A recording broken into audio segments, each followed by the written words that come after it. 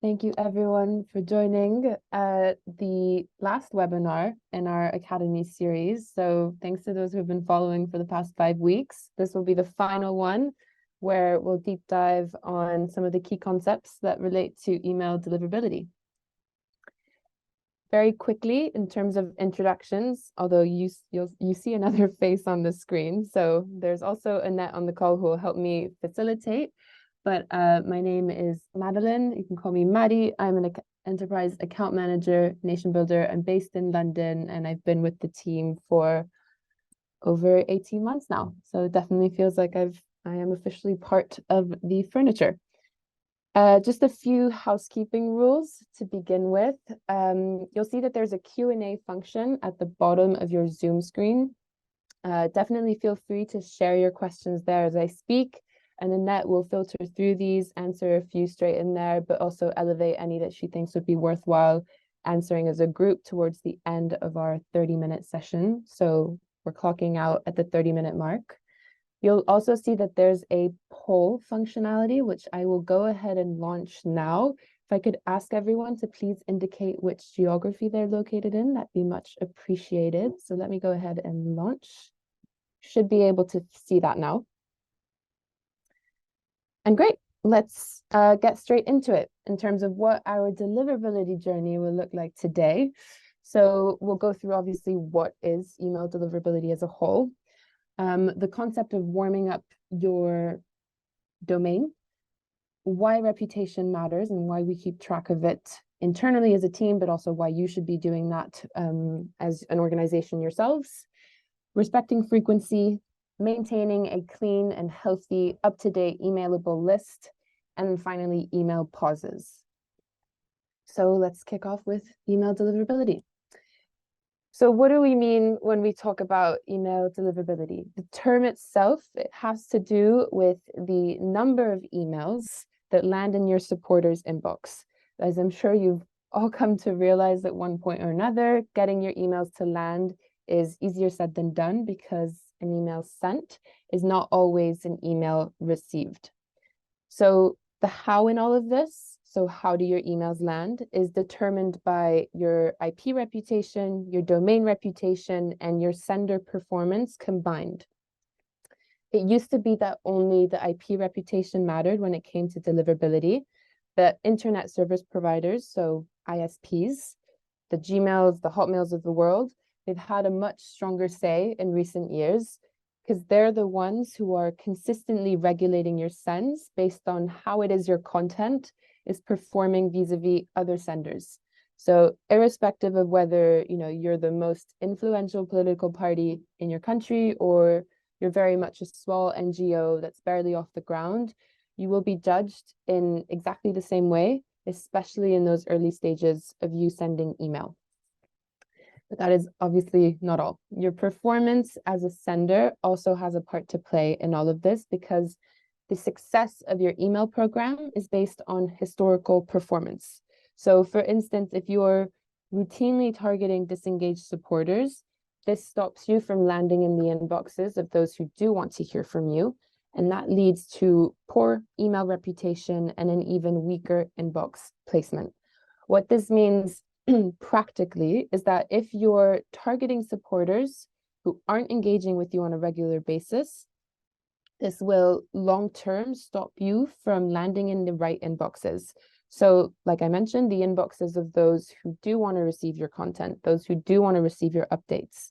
So the longer you push this, so for lack of a better expression, the longer you email folks who just don't care anymore, the more likely internet service providers will consider you to be fishy and all of a sudden just stop you altogether from reaching your intended audiences. So maybe you've experienced this previously where all of a sudden emails that were once performing well, you're now seeing a dip in open rates or perhaps a peak in bounces. That's the work of ISPs temporarily blocking you from reaching certain inboxes. So in effect, controlling your inbox placement. And so since ISPs, they don't have any data to base themselves off when you're initially starting as a sender on NationBuilder, setting yourself up for success from the start is crucial. And so if we work together, if I'm your account manager, you've probably heard me say that a warm-up is when you are in the early stages of a relationship with ISPs. You're giving them a glimpse into what your sending practices are and what they will be moving forward.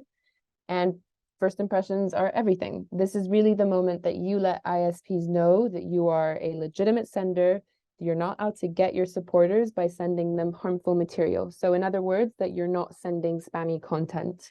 But like all relationships, you need to build that trust so that internet service providers know you are the real deal and that you are who you say you are. Because let's say that you suddenly go from sending 0 emails to 50,000 from one day to the next, then most providers will assume that you've not organically grown your list, which is really one of the key prerequisites of an authentic sender. And that's because they have no historical data to help them understand what your sending practices are.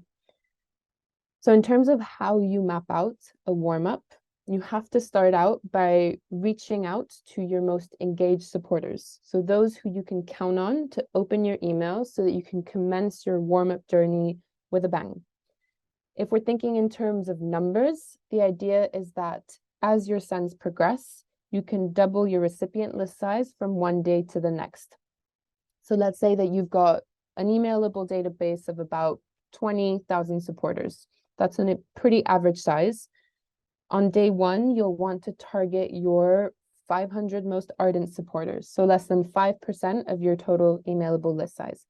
On day 2, you'll climb that number up to 1,000. Day 3, 2,000. Day 4, 4,000, so on and so forth, for you to reach out to everyone at least once. And finally, when do you know if your warm-up has been successful?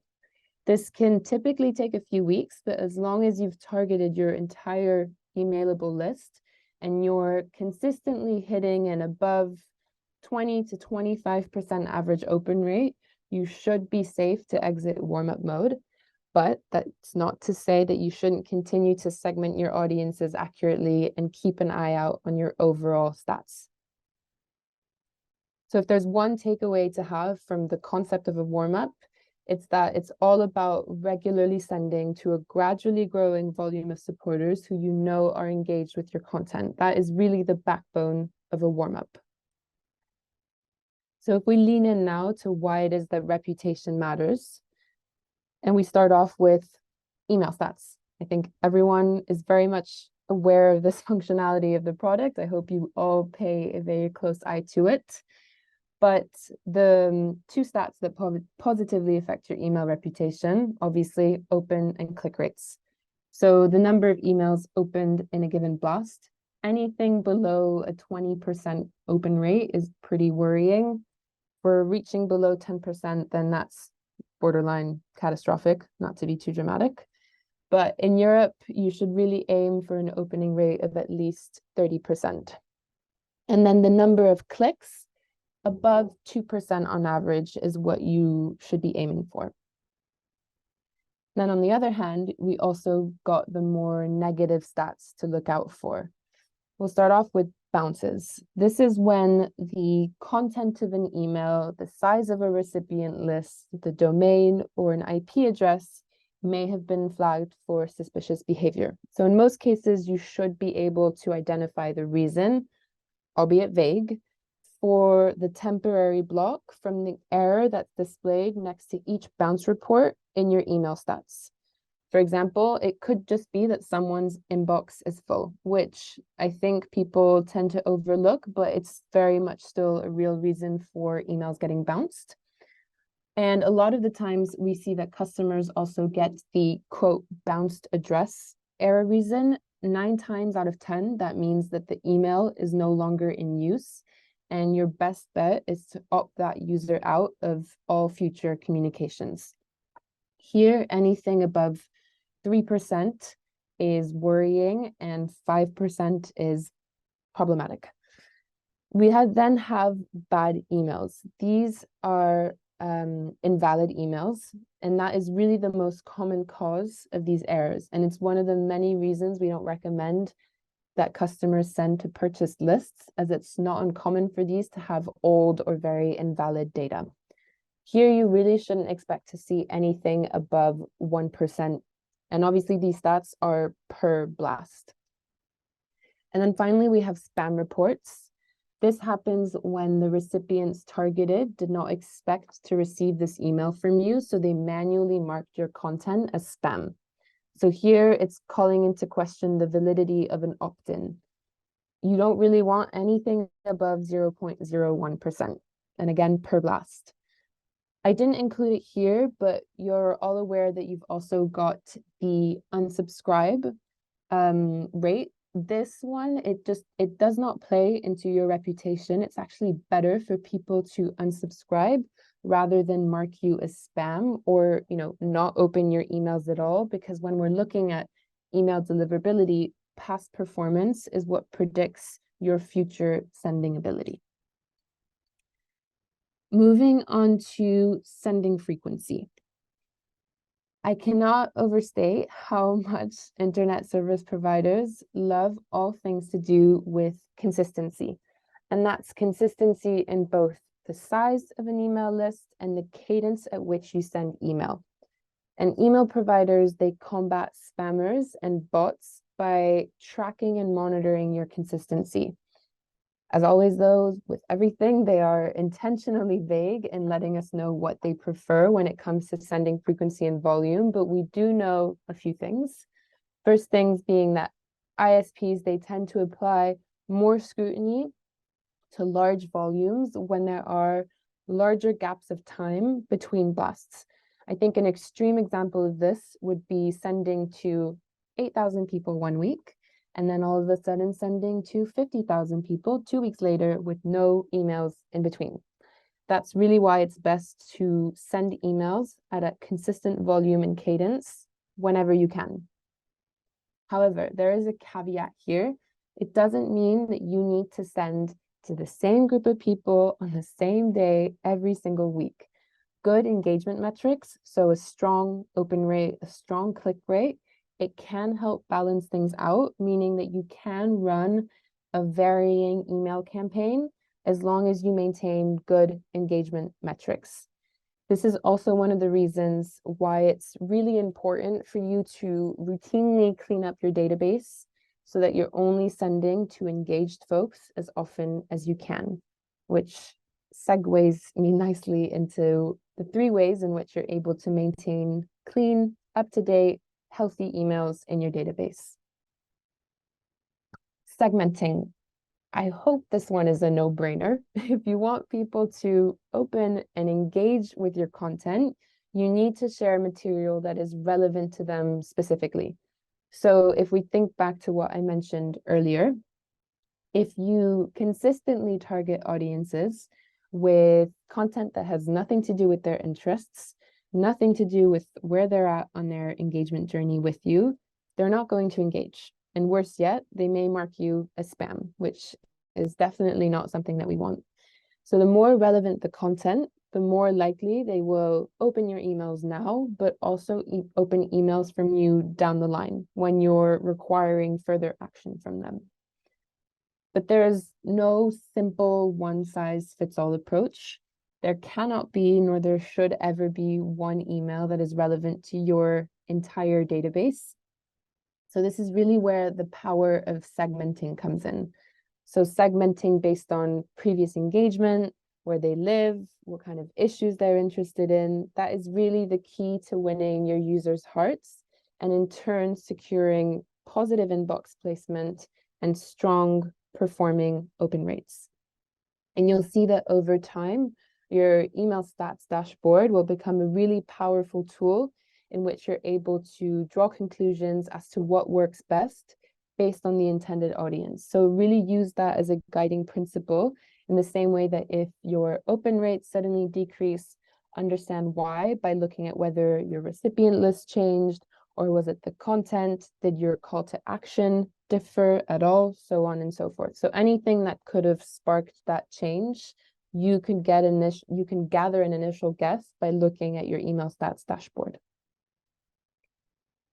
Very quickly, in terms of the different ways, different ideas in terms of how you're able to segment, history of engagement. So when did a supporter last engage with your movement?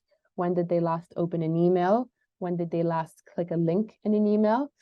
And the flip side to that, so if we're not just thinking about engagement metrics, but we're thinking about engagement with your website, for example. So when did someone last sign a petition? When did someone last RSVP to an event or even then attend that event?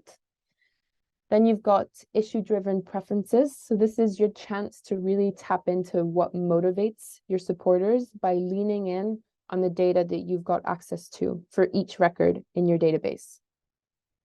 We can then look at geography. So sending targeted emails based on where it is your supporters live. You may have a batch of content that's obviously only relevant to those living in the Greater London area and not anywhere else.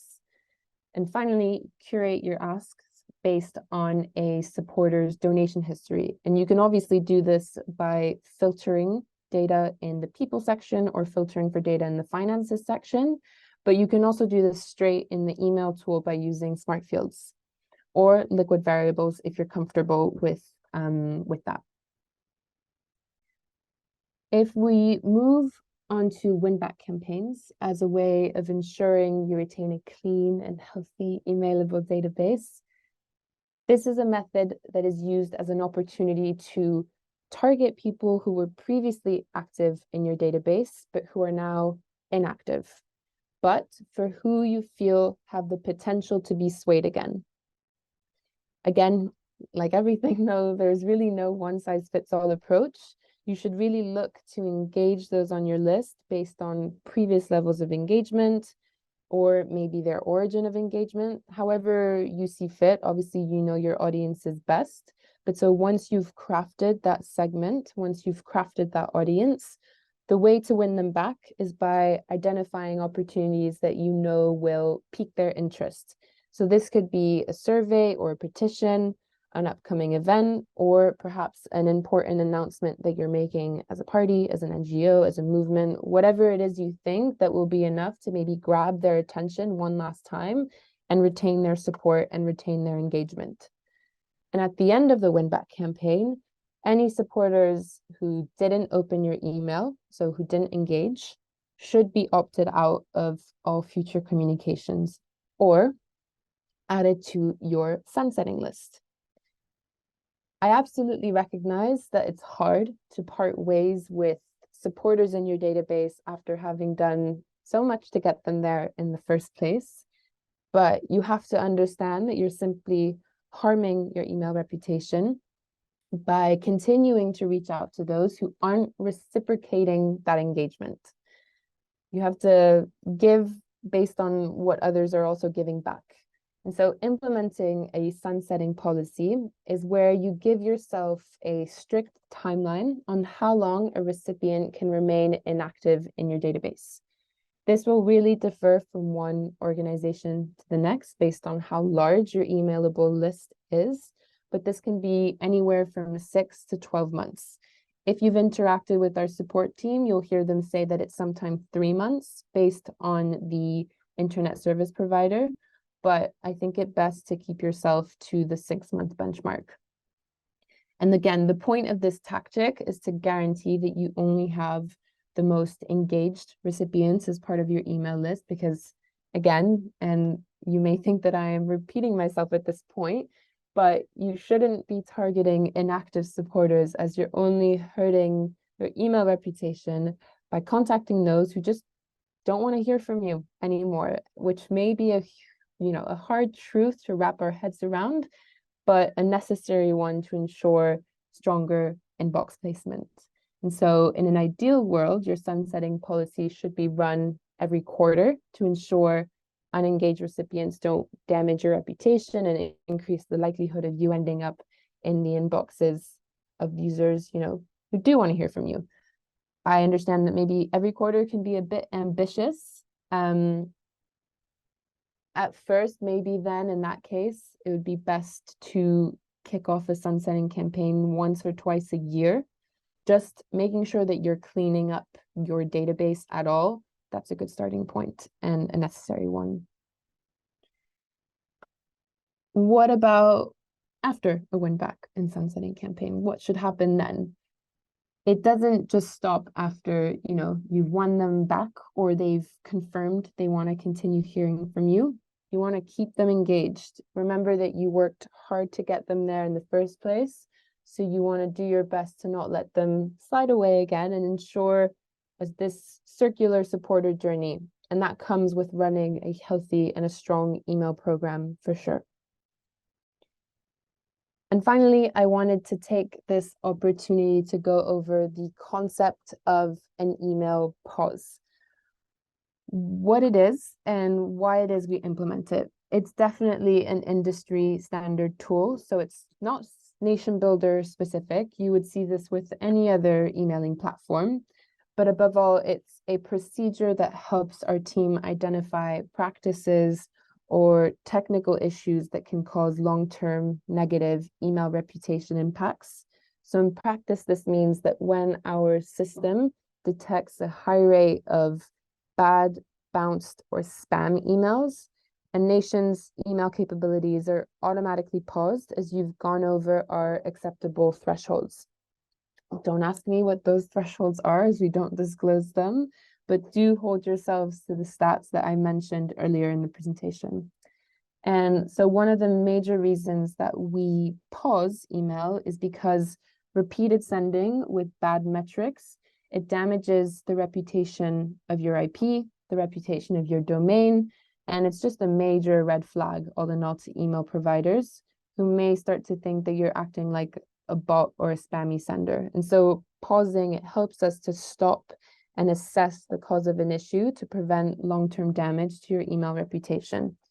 And I can't stress enough how it's not a punitive measure at all. We want you to be able to reach out to as many people as possible, but we also want to make sure that long-term, you'll be able to grow your nation and continue your outreach without these negative reputation hits that can severely limit your outreach efforts if not taken seriously. And maybe the concept of a pause is new to some of you here. And in that case, you've been a great sender and you're very lucky. But I think it's almost a necessary rite of passage when you first start sending email. And if anything, it calls for improvement and there's always room for improvement.